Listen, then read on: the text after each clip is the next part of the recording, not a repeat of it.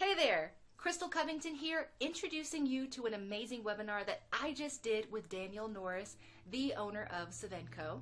What we taught today is all about strategically managing your business so that you make real money.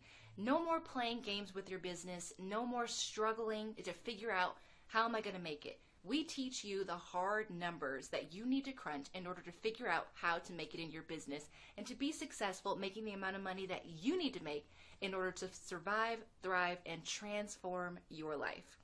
And Danielle shares some amazing tips on how you can create a mission for your business that will drive your income and create a successful business that is a staple in your community. What's better than having an amazing business that both engages you, gives you money, and benefits your community?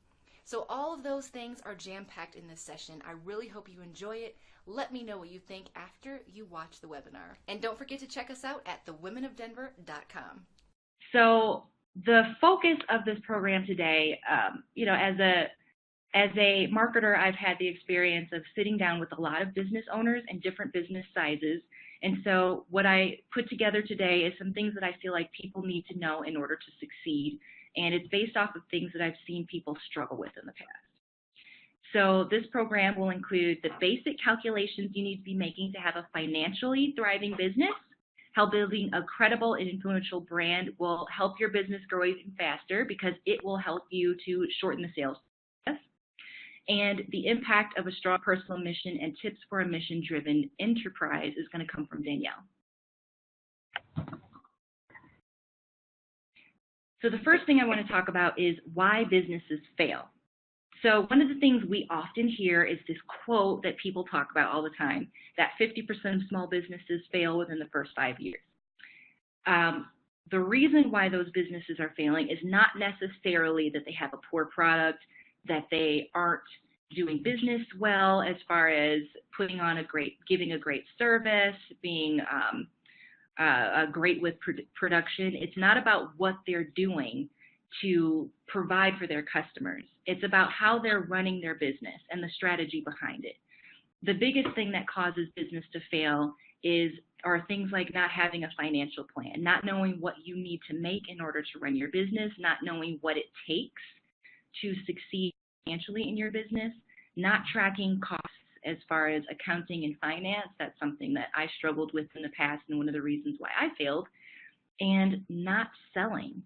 So as a marketing consultant, I was running into a lot of people that would come to me and say, Crystal, I need help with my business. I'd say, okay, well, they say I need social media, and I would give them social media. They say I need some flyers, I give them flyers. And then what I started to realize is they'd say, okay, well, I have this awesome flyer, and no one's buying. And what really was happening is that they didn't realize that they still needed to sell. You can't just pass someone a flyer. You can't just have social media posts. You actually have to ask people to buy your product or service in order to get that sale and bring in the revenue into your business.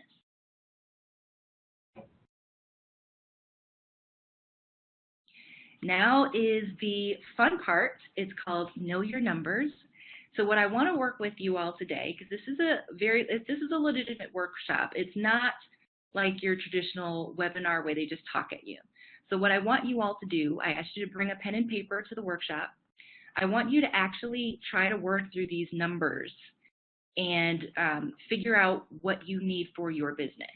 And these are really basic. We'll go through it slowly so that you can start preparing the basic concepts you need to have in order to run a successful enterprise. All right, so the first thing I want you to do, and this is just your very baseline of your business, okay? How much money do you need to make in order to survive in your business? Now, I went through this exact same practice this December preparing for the year. And it's a very easy thing for you to do is to figure out the very basic amount of money that you need to make in order for your business to continue. If your primary income is your business, then what you'll need to do is figure out what is the base amount that you need to make in order to survive in life. How much money do you need to make in order to pay your bills and do nothing else? So write that number down on a piece of paper. And then you're going to need to calculate the approximate number of sales you need to make each month to reach that amount of money. So you'll estimate based on the average price of your product. So let's say your product or service is $50 usually. You know, you might have a range of $25 to $100, but the average of what people spend on your business is $50 each. So you would decide how much money you need to make that year. So let's say you need to make $15,000, then you'll divide the average number of sales by that $15,000 in order to get your average, in order to estimate the number of sales that you need to make. The next thing you're going to want to calculate is how much money you need to make in order to thrive in your business. So thriving is you've paid your bills and now you have a little bit of extra money to do other things with. Not a lot, but just enough to feel like you're doing a little bit more than just making it. Okay, and you're going to do the exact same thing that you did for your survival income. So how much money would be thriving for you? And I'm going to give you a workbook after this so you can sit down and work on it after this. But I just want to present all of these things to you so that you understand how to go through that workbook. And then last, you're going to calculate what you need to make in order to transform. So what is the amount of money that you could make in order to transform, completely change your life? Is that $50,000? Is that $100,000? Be realistic about what you really need in order to call it a transformational business. So for some of you, it might be $70,000. If you could make $70,000, that would transform your life. You could quit your job. You could have enough income to pay your bills, do additional things with your money and reinvest in your business, and go on a trip every now and then. So write down whatever that amount of money is.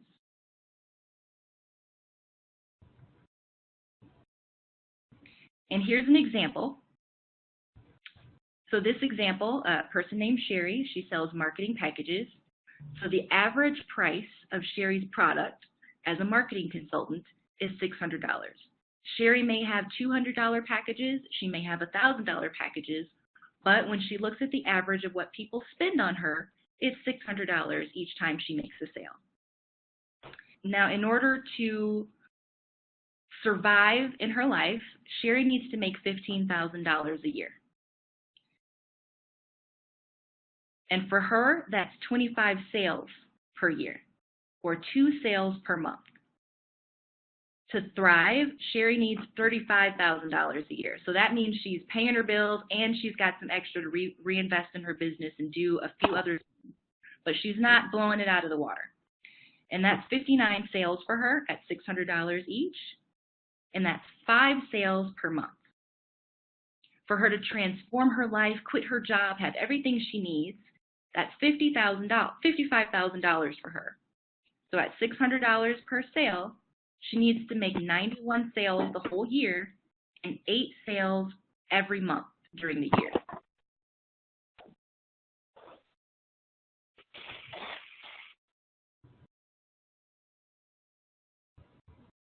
And this is a practice that I go through every year when I do my planning.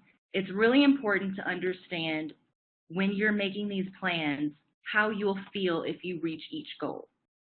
So if surviving in your business makes you feel bad, you need to write that down. So for me, when I wrote down the amount of money for surviving, thriving, and transforming in my life this year, I wrote down that surviving in my business would make me feel like a failure. I would feel like I want to quit, and I might very well start the process of selling my business. If I find that I'm thriving in my business this year, I will feel safe, I will feel confirmation that what I'm doing is right, and I will feel that I want to continue on. I'll be hopeful for the future. And then finally, if I reach my transforming goal, I'll feel free, confident, successful. I'll feel like a boss. So those are the things that I put in for myself. And because of the way that I felt with surviving, survival would make me feel like I want to quit, then I knew that I couldn't keep it there. So survival for me was just being flat where I was. And so this month I've already surpassed the surviving goal because I knew that if I only survived, I would want to quit my business. And I don't want to quit my business. So I've already reached the goal of surpassing that, and now I'm walking into thriving territory. So how do you want to feel about your business this year? That's how you're going to decide which financial plan you're going to go with. Are you going to try to survive this year? Are you going to pursue thriving and your thriving income this year? Or are you going to pursue a transformational income that's going to give you everything you need to both pay your bills, reinvest in your business, and reach all your goals with additional income to play around with? I told you guys this is going to be MBA stuff. This is definitely, these are things that you learn in business school. These are things that you have to work on in order to be a successful business owner. So definitely something that you'll want to work on and sit down and do these calculations at home. And I hope that you're not overwhelmed by the concept, but I want to make sure that I'm presenting this to you. And the next pieces will be a lot easier. So the mission-driven business is going to be very easy to comprehend and understand. And understanding how to build your credibility is super simple marketing and not and definitely something you can put your notebook away for. So the next piece is understanding your sales rate. One of the things that I saw that a lot of the people that I was marketing for were not doing is they didn't understand how many people they needed to reach to get a sale.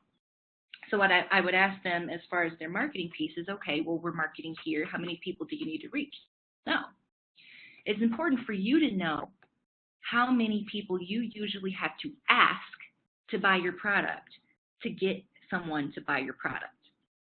So that is not just how many people you tell about your product. It's not how many people you present a flyer to. This is how many people have you actually asked to get to buy your product or your service versus how many people say yes. And that's going to be your sales rate. So you're going to take that number and you're going to use that to create your strategic goals. Okay? So if your goal is to make 15 sales, so you need, in order to reach your yearly income, you found out you need to make 15 sales. And your average sale, and we're doing it really simple and easy, so your average sale is $1. So you need to make 15 sales of $1 this month so that you make $15 in income. So for reaching one sale, you need to reach 5 people to get one sale. So that means in that month, you need to ask 75 people to buy. So to reach your sales goal of $15 at a rate of 5 people for one sale, you need to ask 75 people to buy. And that's a really important thing to understand. A lot of people think that, okay, well, I need 5 sales this month, so I need to find 5 people to ask. But it doesn't always work that way. Just because it's just a numbers game, it's never personal whether or not people buy from you, and you can increase this rate. You can make this a lot easier for yourself with the credibility piece that we'll talk about, with the mission-driven business that Savenco will be presenting. You can use different avenues to lower the number of people that you need to reach or ask for a sale in order to get that sale. And that'll make it a lot easier. So you'll find yourself writing down a smaller number of people that you need to reach each month to make your sales goals.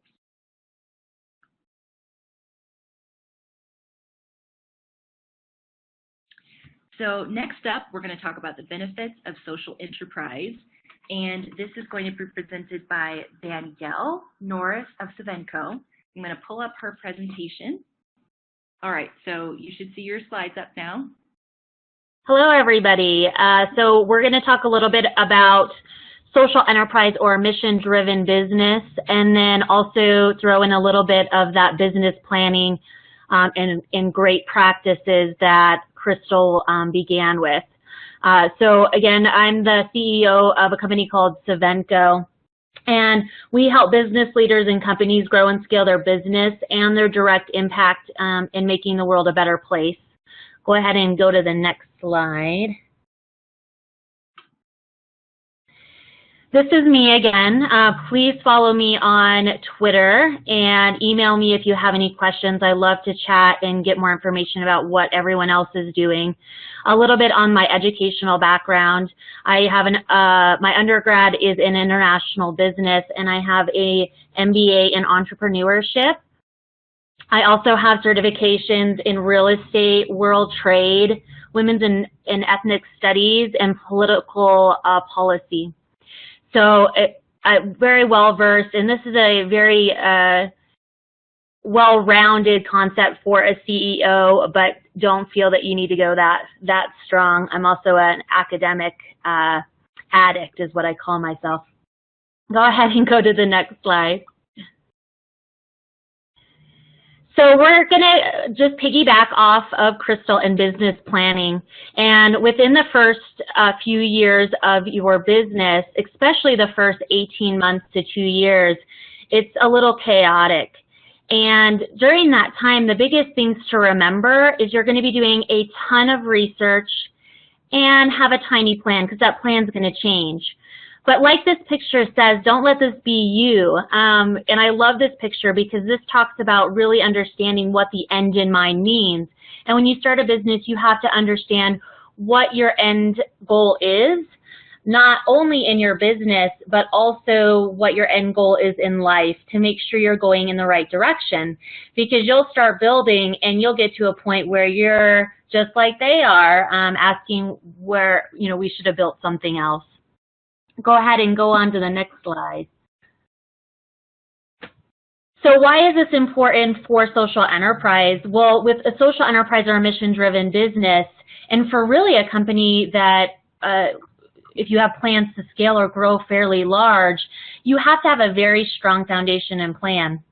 And one of the items, as Crystal mentioned, is having your budget and understanding what your run rate is and what and within that budget, you need to make sure you're setting aside specific sets of funds for consulting, education, and self-awareness.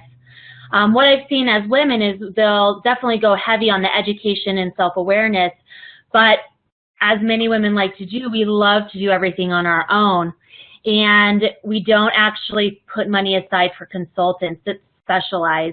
That is so important in those first few years, and it's a big differentiator between staying small and actually being able to scale, and then of course being successful. You really have to understand that you cannot do it alone, and you have to have a working business plan. Now, this is not the full 30-page business plan that you may be getting sold on. This is a small 2-page business plan that is going to change because your product, your services, and how you sell it will change, no doubt about it, as you get information and research from your target market. So in that, make sure your working business plan has a long-term vision and mission, along with your 12-month goals broken down into 3-month to-do lists and 1-month to-do lists to achieve those goals. So why is this important? And what's the next big step? And that is understanding your big why, or understanding your purpose and your mission. So in a purpose or a mission-driven business, you will need to really understand and be self-aware of what is important and what your overall purpose is, so that you can really connect that to the mission of the business. So we're talking a lot about mission-driven and purpose-driven business and what that really is. And the next slide, Crystal, will talk a little bit about that. So a social enterprise or a mission-driven business is a business that was created with a revenue-generating leg, but is there to solve social and environmental injustices. And those injustices are definitely related to usually a personal purpose or big why that's happened or you've experienced in your life, where you've gone and you said, I want to go conquer the world now, and I want to do it through this mission-driven business. The positive about a mission-driven business or a social enterprise is that it is a self-sustaining entity where on a nonprofit side you're asking for donations or grant money. This allows you to be self-sustaining within the core of your business. And it also allows you to create unique and innovative ways to solve the biggest challenges in the world. And by solving these large challenges, those are really good sellable items because those are need items versus want items. So people need these services, need these solutions, and then they will have to pay for them. And that really creates a long-term strategy. And then also they allow you to scale. And scalability and growth are two separate items. When we talk about scalability, we're really talking about expanding upward, expanding nationally, internationally, really scaling the business. Growth is just a way of saying that you're growing your revenues, and you're not growing with scalability, you're growing additional revenue streams and really leveraging your business. So that overall is what a social enterprise is, or if you hear purpose-driven business, mission-driven business, conscious business, all those are different terms for a social enterprise. Go ahead and go to the next slide. So within a social enterprise or a mission-driven business, it's even more important to have a strong foundation and strategy, because you are solving problems and you need to know how to do that, but you also really have to have yourself together. It's not like a widget where you can make a widget and then just sell it in a chaotic form and then start building the foundation. You really have to start with that foundation. And each one of these categories that you need to understand are really things that you need to be diving into, having a plan, and researching and researching and researching. Because you have to understand who your market is, what you're doing, and where you're going. So when you look at these 8 categories, this is a framework that we use within our company.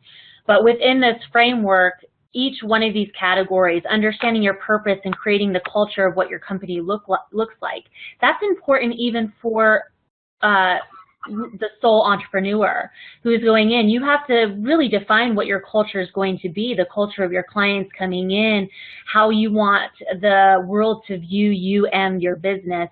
You have to really have your governance together. That's your risk mitigation, your policies and procedures, your systems and processes. You have to understand everything there is to know about your client, from where they're going to be eating, how much they spend, where they live, how they think and feel, because that's going to make you be able to sell to them. You have to understand the value that your service is bringing to the community. With a mission-driven business, it's easy because your whole purpose of your business is to bring value or to solve some issue. So it brings a little bit of an easier time in doing that, as well as an easier way to brand. But you still have to have your aligned branding and make sure you're showing up to the world in a systemized, clear way. In the mission-driven business, social enterprise is an extra avenue where you're understanding the impact that you're creating in the world, and you're able to showcase that impact and set goals around that impact. And then, of course, can you scale? Are you even a scalable company? How are you hiring, and how are you training? So those are all categories that you're going to want to make sure you're centering on. And this is for any business as well, minus the social enterprise if you're just a standard for-profit business. Go ahead and go to the next slide. So since I have a shorter amount of time, I'm going to leave you with a few main tidbits. To be successful, to get past that 50% mark for small businesses, and then the 90% of businesses that fail within the startup. In startup, I usually say around up to 18 months to 2 years is usually when you hang out in startup mode, or when you break even and stay consistently, several months is a good lead over that break even. So to be able to do that, Two main things: you need to be focused, and that's going to happen with a plan, a well-written plan and a long-term strategy. And you have to be prepared to really have grit. You, just like it was mentioned, you have to ask 75 people to get 15 sales. And that's just not talking to people. That's like asking, say, are you going to buy my service? And you have to be willing to understand that there's going to be people that have to say no. Not because your service is bad necessarily, just maybe they just don't need it now, they don't have the money for it, or they're not your ideal client. And you'll understand all that through understanding your market. As business owners, we tend to sell things that we want to sell, our trade. I mean, it's something we love or we're passionate about. But the market does not buy based on what we love. They buy based on what they love, what they want. And you really have to take a long-term view or a bigger view of really what the community wants. So just to leave you with a few extra things, my main things for a thriving entrepreneur in general, and this is for everybody, is to know yourself and your purpose in life. Really have a badass network and community. You need to know people. I like to give my clients, or say to my clients, you need to become popular now, just like you're in high school. You need to go hang out with the popular kids and talk to the popular kids. And then really loving to learn, love to research and read. And you really need to love to do that for fun, because you're going to be doing a lot of that in your first 5 years of business. Make sure you're proactive, not reactive. So all this planning is preparing yourself for when something does happen. Reactive is when you are so busy and you're like, oh my God, I have to hire a person today. And what happens is you're in desperate mode and you end up hiring the wrong person, and then you end up having to fire, which everyone hates to do. So be proactive in that you know if you're going to be hiring or not, if you plan on growing, if you plan on staying a sole entrepreneur for the rest of your business or a small business, and really reflect on that. And then make sure that you have some stamina and you're stubborn. Well, I call it stubbornness because I'm just stubborn, and other people call it stamina. But you need to really have that grit. And then make sure you have just one minimal viable product. You need to make sure you can sell that one minimum viable product. And before you even start adding other items on there, you have to sell that one. And then make sure that you know how to delegate and love systems. You have to create systems to be able to delegate. And with women, it's hard for us to delegate, especially for me. I have a very hard time. So role play delegation, that's what I like to do. I go with others and role play it and get comfortable in delegating. So I'm going to send out these there's a startup checklist and a list of important questions you need to ask yourself. And then don't hesitate to schedule a 15-minute business review if you're wanting to go on the business route. Sovenco does offer a free business review to really find out where you're at in your company and what that looks like in becoming a mission-driven. So take advantage of those free resources when you're going. The last thing is I'm going to do a little pitch. That's the next slide, Crystal. If you are not aware of where you're coming at your business when it comes to your higher purpose and where it falls within your business, Sovenco is having a workshop next week. So take advantage of that if you're free on the 13th, and we would love to support you on that. That's all I have for today. Thank you for allowing me to speak. It's all you, Crystal. Thanks for sharing that. It is definitely valuable to know the mission of your business, have that to present to your customers, because people care about what they're supporting. They care that what you do matters in their community, and it matters to them. It's definitely valuable to have that mission-driven piece taken care of. So the next piece that I want to talk to you about is your credibility. So credibility is like your marketing. It's your resume, your branding, anything that represents your company and tells people that you are the one that they should choose in order to take care of the need that they're serving. So when people buy from you, it's to solve a problem, to meet a need, even if it's jewelry. They have a need, they want some jewelry, they want to feel beautiful, they want to look great, and that jewelry solves that problem. So you want to be the credible expert at solving that problem for them. When people know that you are the expert and they trust you as a thought leader, it makes it so much easier to get the sale. Okay, so you can ask 75 people to get a sale, and what if you can get almost all of those 75 people because they already know who you are, they've been watching you, and they already have been thinking about buying your product because they've seen you everywhere. This is what I teach. I actually have a book. I didn't put anything in the presentation about it, but I just realized I should share with you. I have a book called The 4 Keys to Influence that shares a lot of this stuff and how to kind of build yourself as the credible expert through your personal body language, the way you present yourself, the way that you show up as an authority in your field, and by getting in front of your customers, your audience, on a regular basis. The more you're in front of them, the more they will remember you and think of you when they're ready to solve that problem that you solved. So my case study is Miss Marie Forleo. Most ladies that I talk to that are in business know who she is. She's just a very major figure in when it comes to women in business. And she's not even, she doesn't specifically target women, but she very much attracts a lot of women to her content.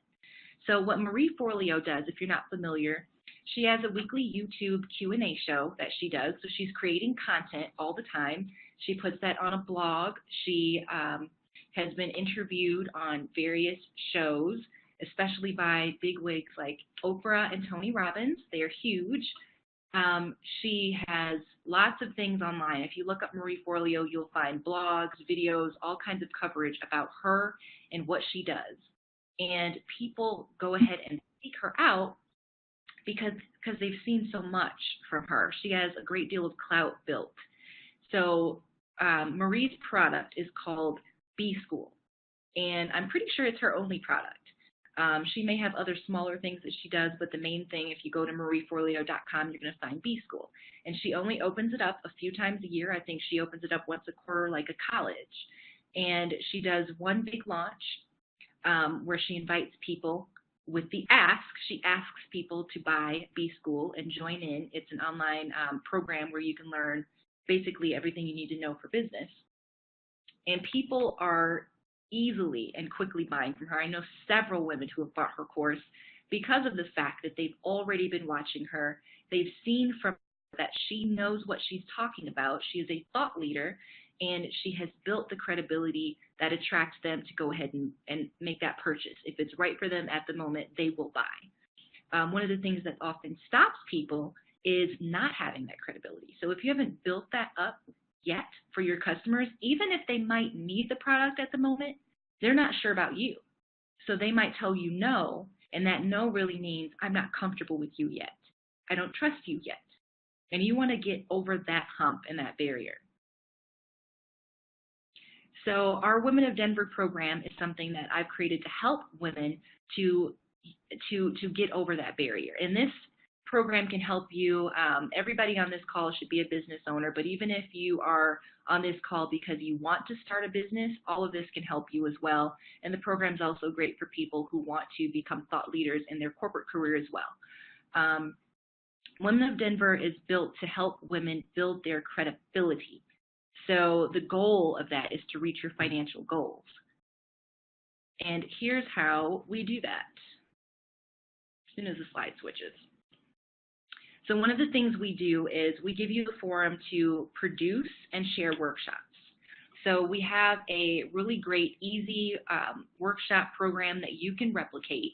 And so it teaches you how to create, you can create icebreakers. It teaches you how to build your activities. And I give a little bit of extra coaching to help people to figure out how to create a great program for themselves. We have day workshops and evening discussions and lots of other opportunities. Danielle is actually a member of Women of Denver, and we have lots of opportunities that we build to give you the chance to showcase your expertise. So this is all built into the program, is teaching those workshops. And then when people teach workshops, we do a video. We get video clips of you teaching, video clips of people responding and how awesome you did, and then we write a blog about it to showcase what you did. So this is something that you can share on your resume when you're sharing with clients. You can create a speaker resume and start sharing to people that you have had experience speaking and facilitating, which gets you more opportunities to speak and facilitate. It's something that you can showcase to your clients that says, hey, I am an expert, and people respect that. When you have been written about and showcased by an organization that's not your own, it gives you credibility. Just having another name backing up and saying, hey, she did this and she was awesome. We also have a culture within our group that helps women to get testimonials. So after you teach a workshop, women will also often go and they'll either email you or they'll add it to the Meetup site that we use. They'll just add little comments that say, you did an amazing job. I love how much information you shared. Here's one right up here on the slide that says, Helene was great and gave really valuable information. I'm looking forward to defining and implementing my social strategy further. And that was a testimonial that one of our members gave on the Meetup site. And those are really beneficial. You can put those on your website. You can share them on social media. You can use them in your brochures and branding, everything that you need in order to show your customers that they can trust you and that they should buy from you.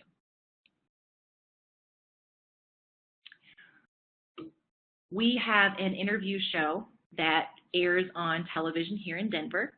It's on Comcast Channel 57. We have an episode coming on tonight at 6 if you want to catch us. You can be interviewed on our show. As a member, you have the ability to apply to be an interviewee. And what this does for you is max credibility. I've had somebody, we've had 2 filmings so far. The first filming, we had 4 people that were filmed for episodes. And one of the first interviewees came to me the other day and said, Crystal, I just got an amazing opportunity because someone found me through the show. So someone watched the show. She said that they contacted her because we give website links and we give information of where to find you. And that person has now hired her for a gig because she was seen on this show and she was viewed as being credible. And she shared some really amazing information about leadership. And this is something that we can do for you through your ability to be in this very great exposure generating opportunity. And our community is just awesome. I mean, the main #1 reason you need to be here is because this is a community of women supporting each other, giving each other recommendations, referrals, testimonials, and just generally uplifting each other to help each other to succeed. We all are here because we want to build something. We want to make a greater impact in the world. We want to make more money in our lives. We want to have stronger, just amazing careers. And this group of women is a great place to get all of that, to help each other, support each other to get all of that. Everybody's ambitious, everybody's collaborative, everybody's supportive, and being around a lot of people like that is what helps you to get the opportunities that you need in order to build that business up. Okay, and there's a lot of training that we have available, a lot of opportunities like this webinar and like other opportunities that we'll have that will help to teach you, because even networking and collaborating, that's a skill. So we'll be doing a lot to teach you how to take advantage of those opportunities, how to build collaborative partnerships, how to build relationships that lead to easier sales, more sales for yourself. So I want to leave you with this, okay? Starting a business is the bravest thing that you can possibly do. You, in the fact that you have already done this, you are amazing. You are one of a very small group of people that are brave enough to go off on their own. A job is amazing. A career in a corporate world is amazing. And you have a lot of reach, but starting a business is special. And it's something that only you can do because you put your heart and soul in it. You put a little bit of who you are and your value into it, which is very, very, very valuable.